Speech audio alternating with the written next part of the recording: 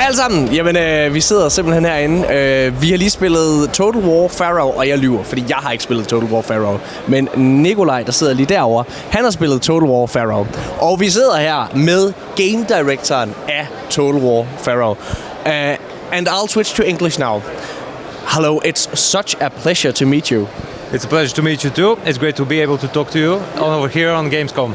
Yeah. Okay, so I haven't played the game. I am new to the RTS genre, and Nicolaj, who has played the game, is also new to the RTS genre. But we have started to fall in love, especially me. I told you this before we started recording. I have played Pikmin 4 earlier this year, and I loved it. And also Minecraft Legends, which was a very good entry point for me. And I have started to get interested in the RTS genre. So is Total War Pharaoh the next step for me? Well, I advise you to certainly try it.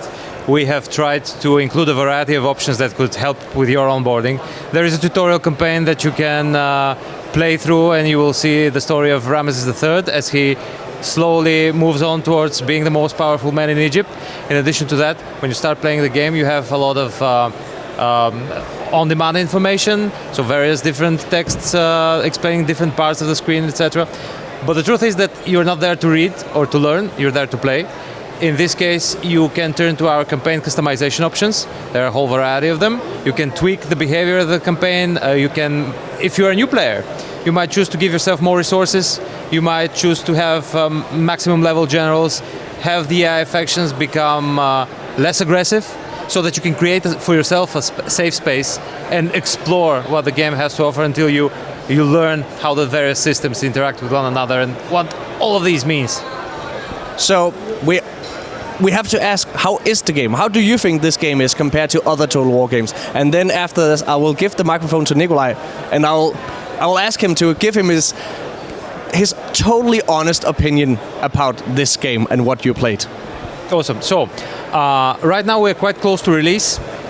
We are about a month something. We're coming out in October.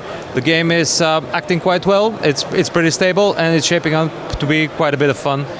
And we've had the privilege actually to share some of the gameplay with the players earlier this year, a few months ago, in a battle preview event. We heard a lot of feedback from some very, very passionate people, and this gave us some valuable ideas what we need to tweak and change and add to make it even more attractive to the players. Like, for example, players wanted to see Egyptian art style unit cards, and it made a lot of sense. We managed to do it, so it'll be there on release. So the game is looking good.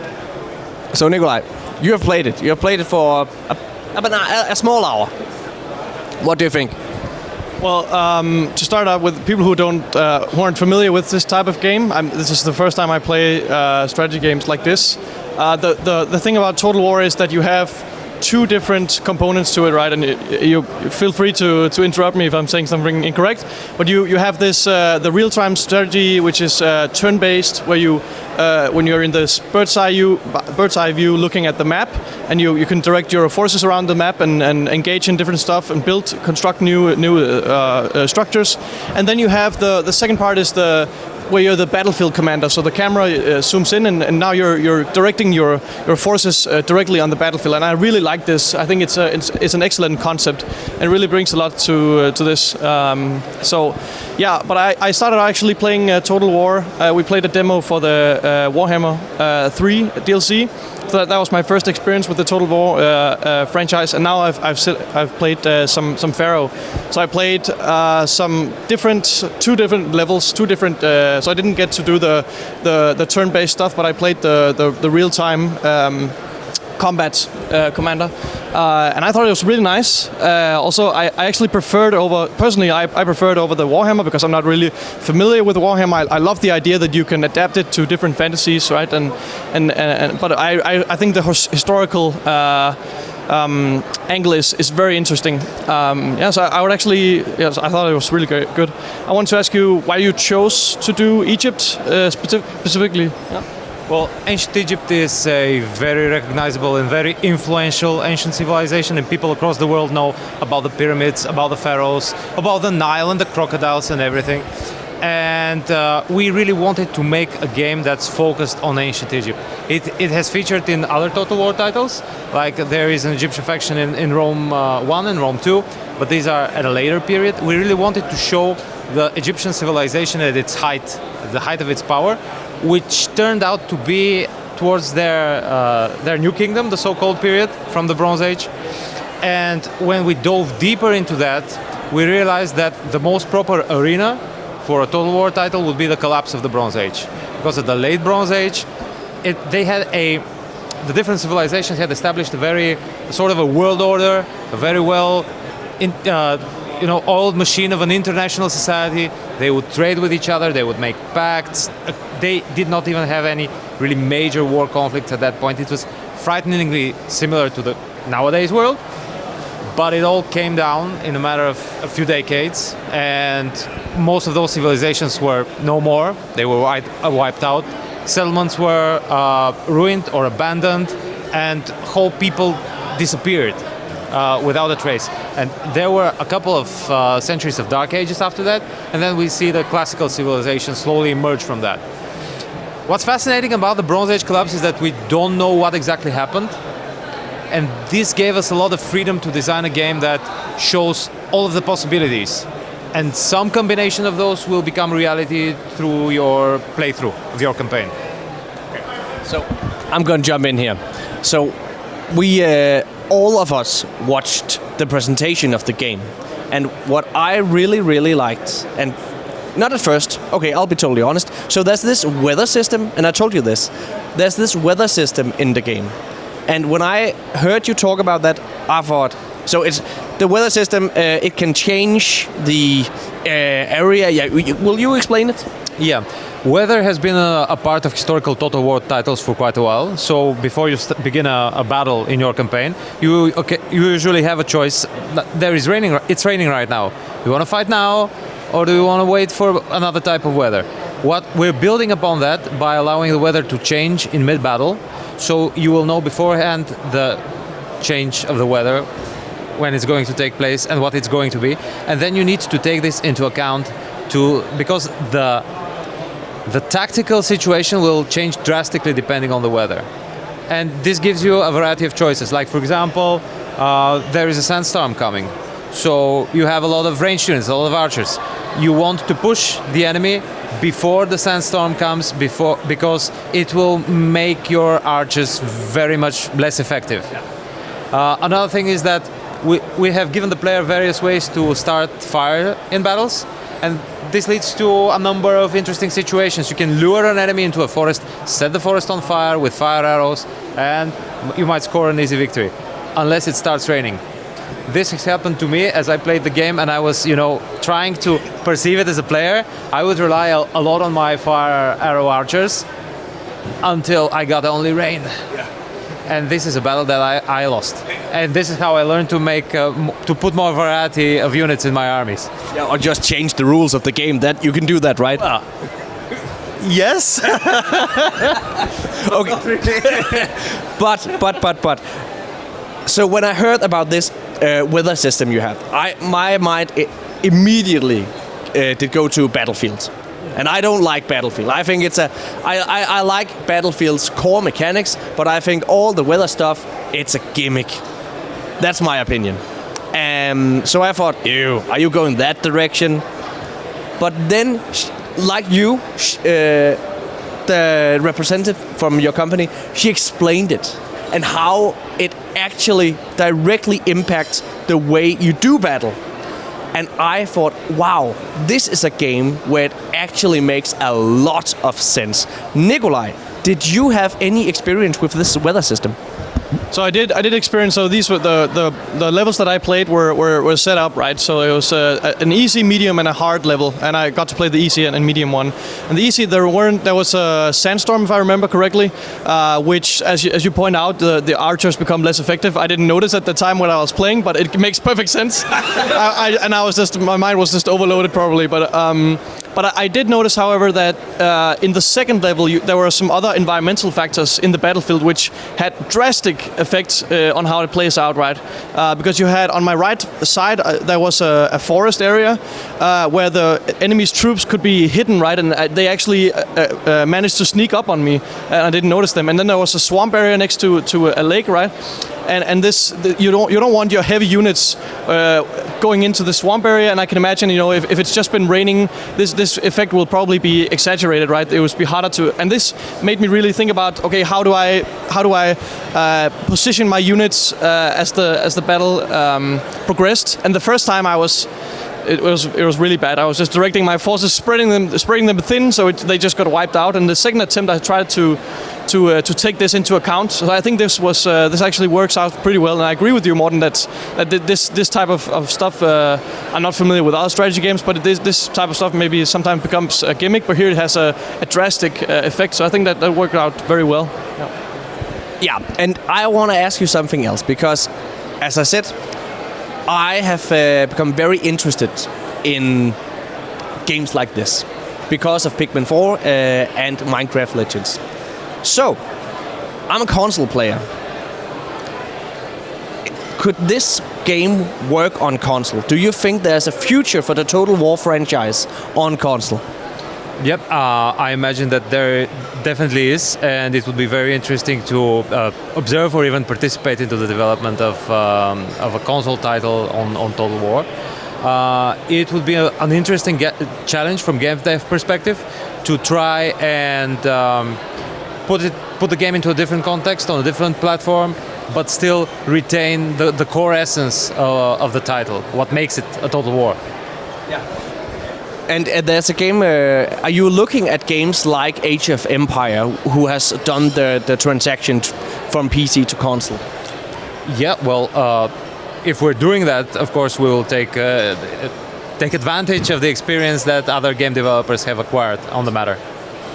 Very interesting. I think that would be a great move, and I think there could be a great influx of players like myself who would discover your games, because it's clear that they are made with a lot of passion. And about passion, so can you tell me a little bit about your journey? Because you have started in the mud of game development, right? Yeah, I believe it was 15 years ago when I worked for a few years as a QA in the mobile games industry. And then I was shortly a QA for the PC games industry as part of Crytek, where I became also a game designer.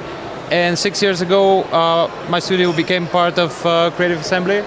And I was the lead designer of a couple of projects like Total War Troy and Rise of the Republic Rome 2 DLC before that. And now I'm the game director of Total War Pharaoh, which is amazing right now, to be honest. So, you have been in a lot of different mythologies right now. You have been in Japanese with Shogun. You have been in Rome. Now you're in Egypt. Is Norse mythology, is that the next way? That would be amazing. I mean, I'm a fan of Norse mythology, as you can probably tell. Yeah. So listeners can't see it, but he has this Viking beard now. Yeah. So that would be really, really amazing. To be honest, we have a Total War title called Thrones of Britannia that features Vikings who are living in Britain, and they fight with the Saxons, and you can give it a try as well. It's an amazing game, to be honest. Yeah. So with this game, you also have different legendary historical characters which appear as battle commanders. Is that correct? In what capacity do these different legendary heroes act in? So in the game, you play different factions. There are 8 factions to choose from, and each of them represents a historical figure from this time period. They're not really legendary because they are not, all-powerful superheroes. In battle, they appear with a bodyguard unit around them. Excuse me, do you have to pay for the likeness of Cleopatra or something? Is that public domain? I don't think so. I don't think. I'm not sure if it's public domain. no. She was quite a long time ago. Yeah. So Yeah. she should be public domain, right? Yeah, I think so. I think so. Makes a lot of sense. But what's good to know is that Cleopatra came almost 1,000 years after the events in the game. Oh, okay. So we're dealing with a completely different set of characters. You have to remember, I'm an idiot. Okay. You're not an idiot. No, You're no. new to Total War. Yes, I am. That's true. So these different factions represented by their characters, they provide you with different gameplay options. They have different unit rosters. You can have access to different mechanics in the game. Like, for example, when you're playing your campaign, which is the turn-based grand strategy portion of the game, each of these factions starts in a different location where there are different resources for you to spend on units and buildings, different sets of gods that you can worship, because the gods are very important for the ancient Egyptians and for the ancient people in general, and for nowadays peoples, at least some of them as well. These characters represent different factions that give you different gameplay, in a nutshell.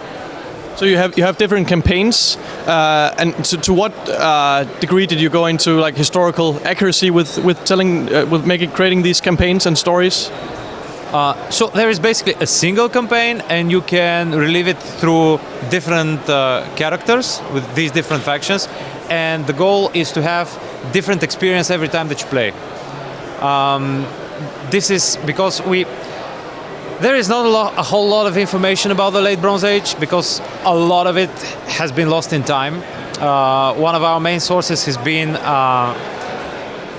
a sort of diplomatic correspondence from the 14th century BC, where you can see how ancient kings wrote letters to the Pharaoh of Egypt, asking him for gold or asking him for help or whatever.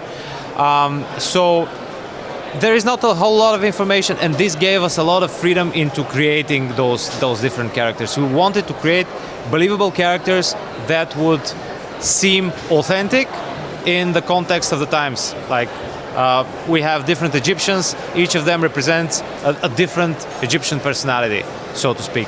So we're going not for that much about accuracy, because we don't really have a set of events that we want to recreate. We are trying to represent things that look authentic, seem real, and the player will recognize them as something that might have happened. For example, there is no evidence that in the Late Bronze Age they had fire arrows. There is no evidence that they didn't have fire arrows. But fire arrows are a fun thing to have in a Total War title, because you can set stuff on fire. And this is why we have fire arrows. And that is your main strategy, apparently. Exactly. Yeah. So I always thought that the coolest thing about Total War was the number of troops. And I remember, like, in the early days, like, the amount of troops and the animations were, like, insane. How do you, like, up your AI, and how do you make it look more and more believable each time? And what have you done in this incarnation of the game or the series to make it even more real, like the battles? One of the things that we have done to bump up the realism level is we have put a lot of effort into creating an amount of animations, matched combat animations, which makes the battle look real, because units swing at each other and block and dodge their swings. So if you zoom in, and this is one of the selling points, really, really amazing and impactful of Total War, that you can zoom in and look at the battle as the units are fighting, the warriors are fighting up close. You can create screenshots. We have a specific tool in the game that allows you to take screenshots, and you can apply different filters, etc., to create some really magnificent battle scenes, if you will. So this is one of the things, and we have also tried to represent the different geographical areas of the Late Bronze Age, like the deserts in Egypt, the River Nile and its banks, and the dry fields and the Rocky Mountains of Canaan, and also the greenery of Anatolia, modern Turkey. It's all in the game, and it looks quite real. What kind of games have inspired you through the time? What are some of your favorite games? And are there some of those games that has made an influence in your new game, Total War Pharaoh? That is an excellent question. I'm predominantly a PC gamer. I'm sorry. Yeah, sorry. I didn't mean to offend you in any way. You did. Can we scratch that? Delete this part. one of the games that is a clear inspiration for me on Pharaoh is a very old title from '92, which is called Dune. Yeah, and it's amazing because it's a very interesting mix of first-person quest game and the grand strategy at the same time. And it tells the story about the sci-fi novel Dune, basically. Do you like the new movies? Yeah, quite a lot. And what's really fascinating about this game that we wanted to kind of recreate is that in Dune, you are controlling this planet where the spice is being produced, and occasionally the Emperor of the Galaxy will contact you and he will demand some spice. And The spice must flow! exactly. And you need to comply because otherwise the games might end. But as you grow in power, you can stop complying. You can be free to no longer obey the Emperor. And this is what happens in Pharaoh as well. Because in the beginning you're not the Pharaoh. You're just a faction. There is a Pharaoh above you. And you need to comply with what he says because he is the Pharaoh. But in the game, you can also grow so powerful that you can become the Pharaoh yourself. And for me, this is the main inspiration behind the whole thing. Just the fact that I played Dune a lot as a kid. This is so cool. That's a very great story. Thank you. Yeah. Okay, so I have another question. So we are here at Gamescom and there are a lot of big games. What games do you look forward to, or do you even have time to play other games? I haven't had the time to play any games recently, apart from Pharaoh and Into the Breach on my phone, which is an amazing game. Don't know if you have played. If you haven't, please go ahead and play it. Right now, I am eager to very much play Baldur's Gate 3. Yeah. It seems mind-blowing.